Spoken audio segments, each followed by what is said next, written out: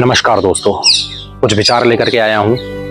आपने माँ पर, पिता पर बहुत सारे विचार सुने होंगे, बहुत सारी कविताएं सुनी होंगी। मैंने पिता पर कुछ विचार लिखे हैं। मेरे लिखने का नज़रिया थोड़ा अलग है, मेरे विचार थोड़े अलग हैं, तो सुनिएगा। मैं ऐसा बाप नहीं बनना चाहता जिसके घर आते ही बच्चों के चेहरे पर भय उतर आए और वे घबरा कर किताब खोल कर बैठ जाए। मैं ऐसा बाप नहीं बनना चाहता जिसके द्वार पर पहुंचते ही चल रही टीवी अचानक बंद कर दी जाए, मानो घर में कोई प्रसन्नता नहीं, केवल अनुशासन का भय हो।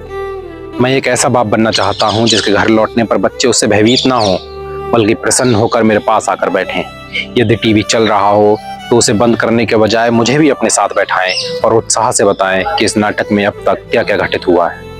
मैं नहीं चाहता कि मेरे बच्चे मेरे भय से पढ़ाई करें। वे इसलिए पढ़ाई करें क्योंकि वे पढ़ाई के महत्व को समझते हों। मैं ऐसा पिता बनना चाहता हूँ जिसके पास आने में बच्चों को कभी संकोच न करना पड़े।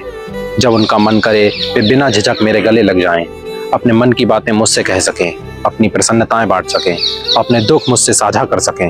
उन्हें यह विश्वास हो कि उनका पिता केवल अनुशासन देने वाला नहीं, बल्कि उनका सबसे बड़ा सहारा और सबसे बड़ा मित्र भी है। मैं ऐसा बाप बनना चाहता हूँ जिसकी बेटी जितने अधिकार और स्नेह से मुझे गले लगाए, उतने ही अधिकार और अपनत्व से पुत्र भी गले लगा सके। जहाँ प्रेम व्यक्त करने के लिए किसी को अनुमति की आवश्यकता ना हो, जहाँ संबंधों में भय नहीं, विश्वास हो, संकोच नहीं, अपनापन हो।